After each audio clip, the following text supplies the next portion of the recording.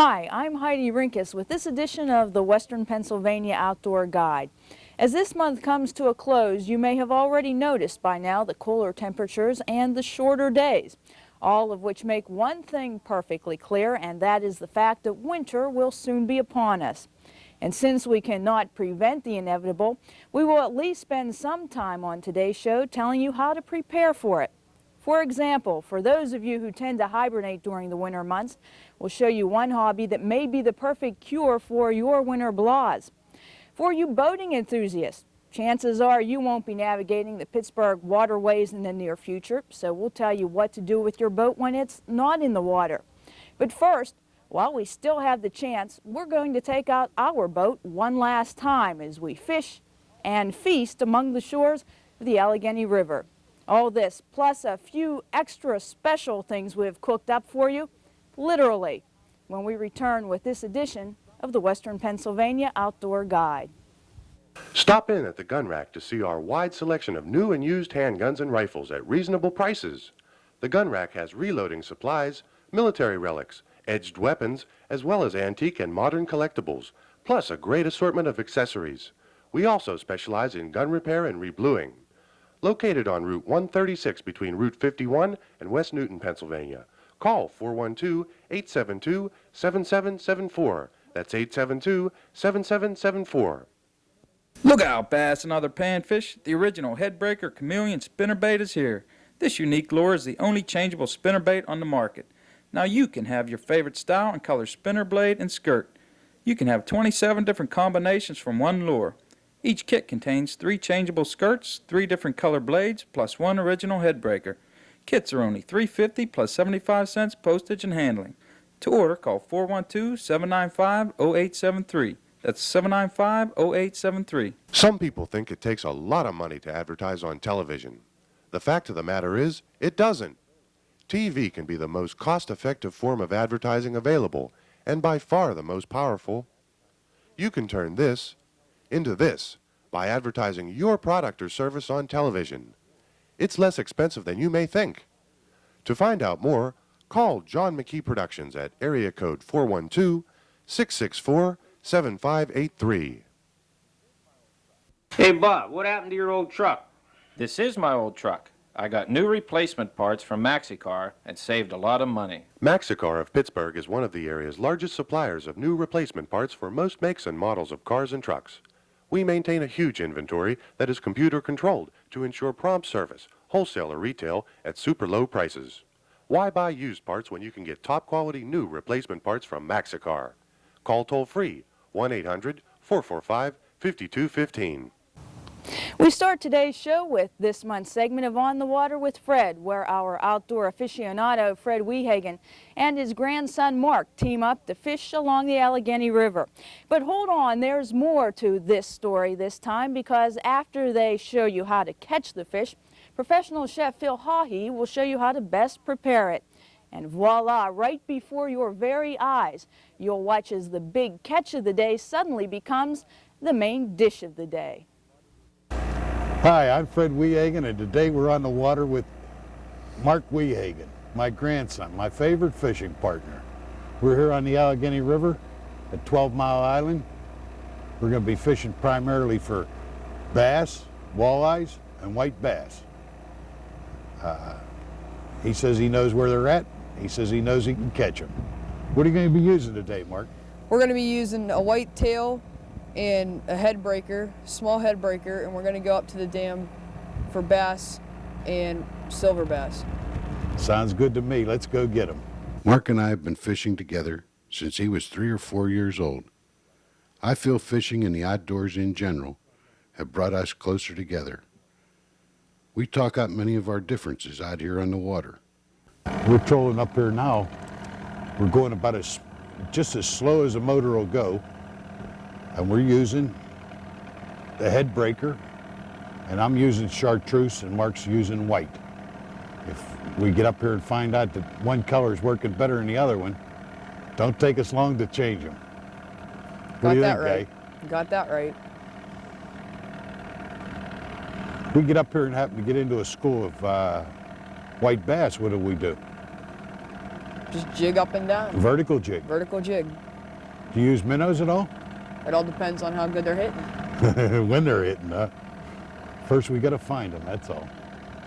The foliage today is just starting to turn. Nights have been cold and the days are brisk. The fish at this time sense the change in the weather, and instincts tell them they better put on an extra layer of fat for the coming winter.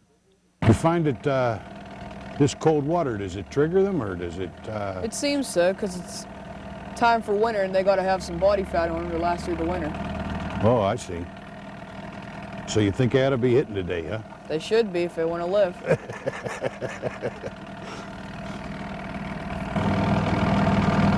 This is probably my favorite time of the year to fish. It seems like most of the big fish start feeding at this time. They feed later into the day because of the overcast. They seem to be anxious to eat anything that they can catch. Or anything that swims right by them. There's one. Oh, there's a fish. Still on? Yep. Okay, bring her around. That ain't gonna stick either. Maybe I ought to cut your line. I don't want you getting ahead of me. You know? Need the net? Little. I do mean little. Bring him over here. That's a nice white bass. Swallowed it. Just about, but they're small, but Good eating. The fish seem to like to hold in the deeper water and move into the shallows to feed. oh, wait a minute. You got another one. Yeah, what do you think I have? I'm one? going to have to start cutting that line on Oh, you. no, or you something. Little one? Yeah, little bass. Oh, nice little smallmouth. Now see, this is a smallmouth. You can tell the difference between that and a silver bass. You see how pretty they are. If you don't handle them any more than you have to, this guy might be a 5-pounder when you come back here to get him. How would that be?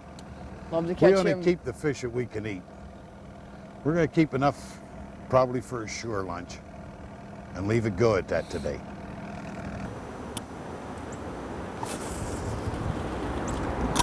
A lot of shore fishermen here, a lot of place to fish off the shore.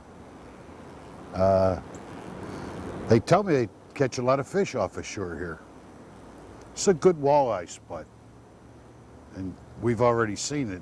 There's a lot of smallmouth here, and there's also a lot of white bass here. This dam is number 3 on the Allegheny and is referred to as Acmadonia.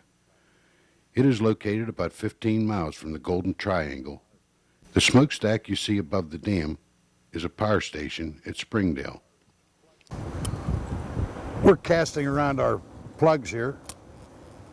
We saw a couple of fish jump over in this area and we thought we'd come over here. We're more or less leaving the wind blow us around. There's just a slight breeze. We're pretty happy with it. What do you think about being out here, Guy? Well, it's kind of bored just sitting at home. I think almost every kid should be at least try it, fishing. Something to do on the weekends or any day you have off school. It's just great because you could just sit home and play Nintendo all you want, or Sega or whatever you have. You can just sit there and play for hours and then get bored of it, but fishing you can never get bored of. It's just a great sport. What makes fishing so great, Guy, is you don't know what's going to happen in the next minute. That's true. You could be here fishing and say, oh, we're only catching little fish, and all of a sudden, bam, there's the Something out of the granddaddy ordinary. of them all. Among other things today, we are going to show you that you don't have to be in the wilds of Canada to enjoy a shore lunch. We are fortunate to have with us today a professional chef, Phil Hawhey, who will show us how to prepare a gourmet meal over an open fire. Well, we got the whole crew out here today. Poor Pete gets stuck with filleting the fish.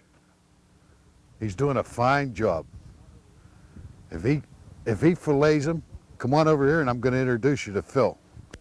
Phil's our professional chef here. Phil, I'd like to introduce you to my grandson, Mark Wehagen. This is Phil Hawhey. Boy, Phil, that looks delicious. This proves that you don't have to go to Canada for a delicious, sure lunch. That's for sure. How do you go about preparing that, Phil? What I have here is what I call my campfire kebabs. I don't put them all on sticks and put them over the fire because I want all the flavor of all these fresh vegetables to mingle. I got some lean flank steak. I got green peppers, tomatoes, onions, and a little bit of seasoning mix that I keep here in a little baggie. Some salt, pepper, and garlic salt. And I have some liquid smoke. It's hickory smoke flavor. I started by sauteing the meat here without using any kind of margarine or any kind of other additives because the meat should have adequate fat to saute the rest of the vegetables. I added the green peppers and tomatoes and the onions and just kind of stir them around, make sure everything's seasoned. You have a big well of hot coals that are in the bottom. Start with a very quick fire, establish a good bed of coals, let it tone down, and then put your rack over top of it. Add the food immediately because sometimes the foil will burn. We're just about ready to finish up on these kebabs. On the corners here, what I have is some fish that we caught this morning, and I wrapped it up with green peppers and tomatoes and onions, pretty much the same ingredients I have here. Seasoned them and put a little bit of margarine in them, and just wrap them up in foil and set them off to the side. They'll cook up in no time, and we're going to have ourselves a nice little lunch here. We're ready to come off now. It's time to eat, guys. Here we are with some finished fish. Boy, does that look good. We got our green peppers and onions and tomatoes all wrapped up in this fillet. It's nice and flaky. Caught this morning. Look at that. Ready to fall apart in your mouth. You guys want to try some? You betcha. Well, come on over. You betcha I want to try one. You want to try one of these? I did one plain and I did one with Makes no difference. vegetables. Just put it on there. That's fine. Yeah?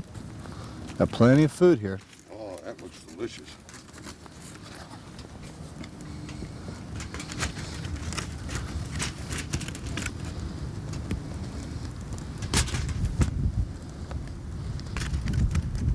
Most people overcook their fish, don't they, Phil? Yeah, they sure do. You just basically heat it up a little bit and you're ready to go. When it starts flaking like that, you know you're ready to eat. How's it taste? I can taste it before I even get it in my mouth. Okay, run away. A fine morning of fishing and a gourmet meal really finish off a great fall day on the Allegheny. As expertly as Phil carves up those fish fillets, our next guest carves up wood. When we return, the spotlight shines on the art of crafting duck decoys. They can be so detailed that it's hard to differentiate between the wooden model and the real thing. Introducing Pete Maltese's Headbreaker fishing system. The Headbreaker is a specially balanced and adjustable jig head that offers extreme versatility in retrieve or trolling depth. The Headbreaker features 2 breakaway lower sections that can easily be clipped down to achieve an instant change of depth and speed. Each kit contains 3 minis, 2 originals, and 1 husky, plus 6 plastic tails. Kits are only $5 plus 75 cents postage and handling. To order, call 412-795-0873. That's 795-0873. Attention, fishermen. Has the wind ever blown the boat out of your favorite spot? Why not use the turtle tube? It's a self-collapsing, self-contained sea anchor designed to slow your boat down on windy days. There's a size to fit all boats. The small one is for boats to 16 feet and is $29.95. The large one is for boats to 30 feet and is $49.95. The extra large is for boats over 30 feet and is $129.95. For faster service, call 412-824-0447. Visa and MasterCard accepted. Are you looking for the perfect gift for the outdoorsman in your life? Now there's hunting and fishing trivia. Similar to the world-famous trivia games, hunting and fishing trivia captures all the fun and excitement of the great outdoors. It's perfect for the entire family or for the boys at hunting camp. Only $19.95, and if you order right now, we'll send you this All-American Outdoor Sportsman t-shirt absolutely free. To order, call toll-free 1-800-878-7816. Please add $2.50 for shipping and handling. Some people think it takes a lot of money to advertise on television. The fact of the matter is, it doesn't. TV can be the most cost-effective form of advertising available, and by far the most powerful. You can turn this into this by advertising your product or service on television. It's less expensive than you may think.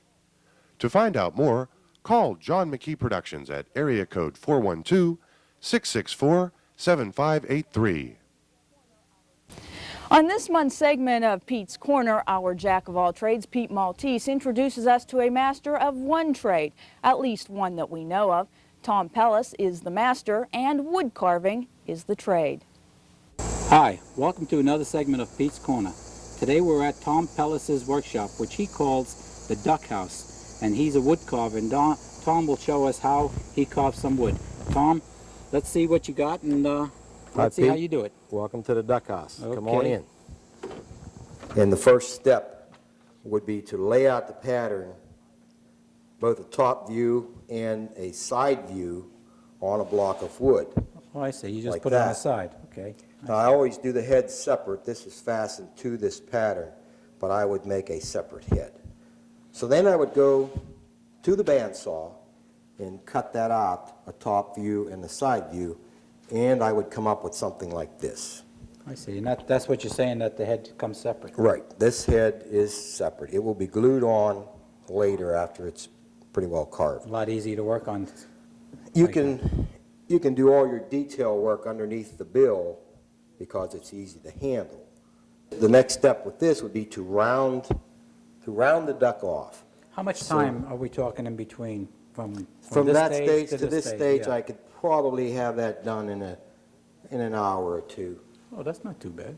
Then the next stage would be to take and round the duck off. On this, now this is basswood. You have to, you notice this rubber band on here. It's on there, it's holding a plate in underneath. I'm going to do this for competition. And when they in competition, they float them. So this plate, you have to drill out and hollow out the inside of this duck. And then this plate, it will be fit in here and glued in. After I floated it in water, I floated in a tank of water, and then I have to put lead weights in there. If I would set the head on and put it in the water and it's sitting like that, I know I need lead towards the back, so I would put the lead in it. So in competition, they put these in tanks, and the way it sits. Oh yeah, it must float properly. It can't be to one side or tilted. And that's it has all to sit in judged. that water, and that's how they judge. That's one of the things they look at when they judge them. Now in the decorative, they do not sink them. They don't push them down in, only in the gunning. Okay. These they would just set in the water, and the problem is you have to make sure that you seal this in here very well. You know, I use a material similar to what you would use on auto body work. It's a two-part epoxy, and glue this plate in here. Okay, Tom, show us how you get started on this block of wood. All right, Pete, I'm going to show you the first step and one method of rounding off, which would be your first step. And I'm going to use a draw knife, which is an old-fashioned type of way of doing it, but it's a very unique way of doing it. And it removes wood very quickly. As you can see, I can take off a sizable amount of wood at one time. You can turn it around and go the other way. You do want to watch your grain, that you don't go against the grain. This particular piece of wood is basswood. As you can see, I can move pretty fast to round it off. Okay, Tom, you show us the hand carving. Now show us the power carving. Okay, Pete, here we have a Fordham tool. It's called a flexible shaft. And in there I have a very sharp burr. If you feel that, you'll feel how sharp it is. Oh, yeah. Very dangerous piece of equipment. And you can round off with this type of thing, and if there are a lot of other different cutters to use. The problem is it makes dust, so I'm going to turn on my dust collector and quickly show you how this is done.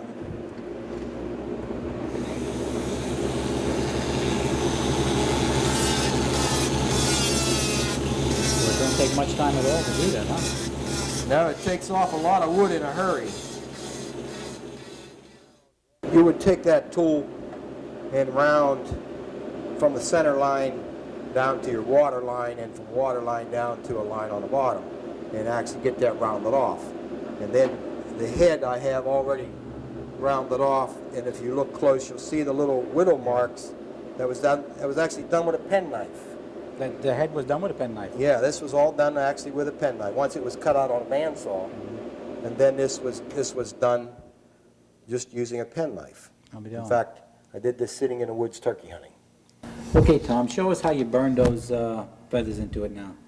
All right, Pete, as you see, I've had this bird is partially done. Well, it looks like this would be the most tedious part of the whole thing, huh?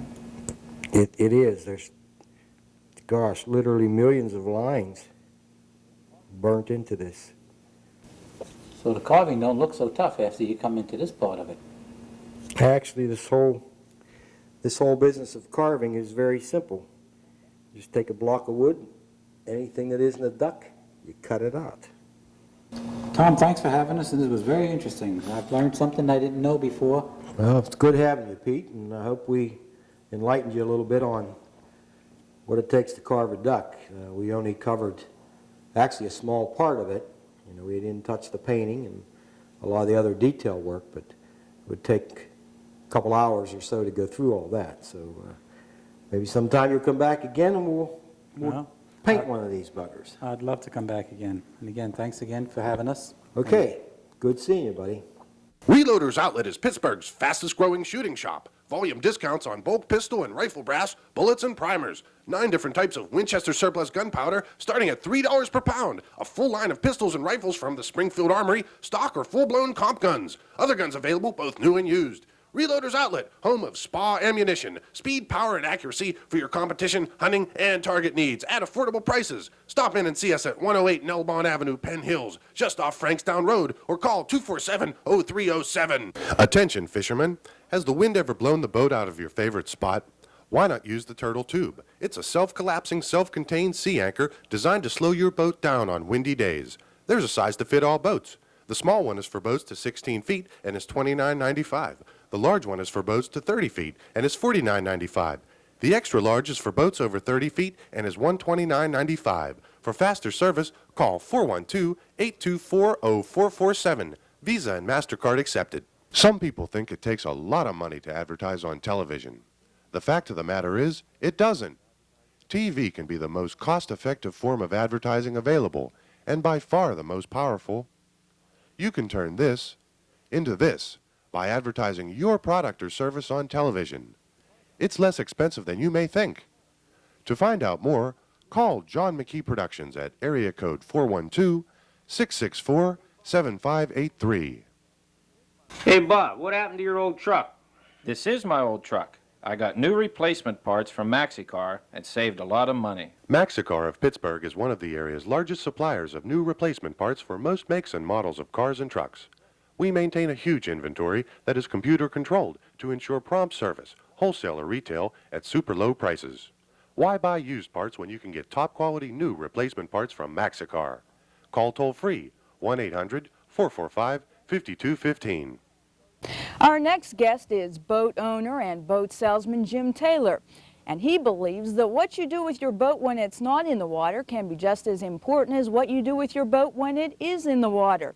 So for all you enthusiasts who are already dreaming of the next summer season, we suggest that you take heed now to reap the benefits later. My name's Jim Taylor, and today we're going to show you how to winterize an outboard motor. This particular motor is a 9.9 Mercury, but the procedure would be the same from 9.9 all the way on up into 275. One of the first things you want to do is start the motor and get it warmed up. Okay? At that point, we're going to start by draining the lower unit by opening up the lower screw and the upper screw and allowing that to completely drain.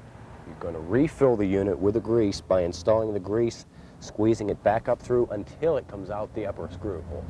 Install the upper screw and then the bottom screw, making an airlock, keeping the lubricant in there. At that point, you can start it back up and fog the engine out, shooting the fogging oil, which is in an aerosol can, into the carburetor until it stalls out. At that point, you can take and pull the spark plugs out, inject the oil into the spark plug holes, pull on the rope or spin the flywheel by hand so you have a complete coating on both sides of the engine. Okay. With a good marine grease, in this case 2,4-C, grease any of your moving parts with a little bit of lubricant to keep them moving free, so in the springtime you have less problems. And then, of course, any external grease fittings that you have on the outside of the motor should be greased. Okay, now for an inboard-outboard, which is a lot different because now not only are you protecting against the rust and the corrosion, you're protecting against freezing as well. One of the first things you want to do when you start your winterization is to fill your fuel tank to its full capacity. A half-empty tank or an empty tank leaves a lot of empty airspace in there for condensation to build up and end up with a tank full of water in the springtime. After you fill your tank, you should add a good fuel stabilizer. Read the instructions on the back of the bottle to make sure that you're putting the appropriate amount of fuel stabilizer for the amount of fuel you have in your tank. One of the first things you have to do with an inboard is you have to let it run and warm up to operating temperature. That could be accomplished by a couple different ways. One is dropping the drive into a barrel or attaching a set of earmuffs over the water intakes on the drive, which allows you to let it run over a garden hose. But you have to be careful with that, because if you run it on a garden hose, you can't run it over 2,000 RPM, or you can burn out the water pump impeller. Now, after the engine's warmed up, you're going to shut the engine off, and you're going to change the oil. You're going to pump the oil out by pulling out the dipstick and attaching the pump to the dipstick tube, sucking the oil out of the oil pan and into a bucket and then removing it. Then the oil filter should be replaced, from down here removed, and a fresh filter put on. At that point, you're going to want to start the motor back up, check for oil leaks at the filter, make sure everything is sealed up, and let the engine get back up to operating temperature. Then you're going to use the fogging oil. After that is completed and you've changed the drive, you're going to drain the cooling system. Now, this V8 engine will hold approximately 4 gallons of antifreeze to fill it back up with raw antifreeze. The drive unit should be pulled from the boat. There are U-joints in here on this flexible shaft. The U-joint should be greased, and the engine to drive alignment should be checked. It requires special tooling. Your dealer should be able to help you out with that, as with any of the winterization services that you may require. While your next boating adventure may have to wait a while, cheer up. At least we'll be back with you next month on Saturday, November the 30th at 11 a.m. on this same station. In the meantime, if you have any questions or comments concerning the show or any of the advertisements you've seen during the show, you can contact us by writing to MWM Productions, Post Office Box 596, McKeesport, Pennsylvania. The zip code is 15134. Or you can call area code 412-664-7583. Before closing, I'd like to take this moment to thank this month's guests, our sponsors, and you, our viewers, because without all of you, this show would not be possible. On behalf of the entire staff that's worked to bring you this edition of the Western Pennsylvania Outdoor Guide, I'm Heidi Rinkus. Thanks for joining us.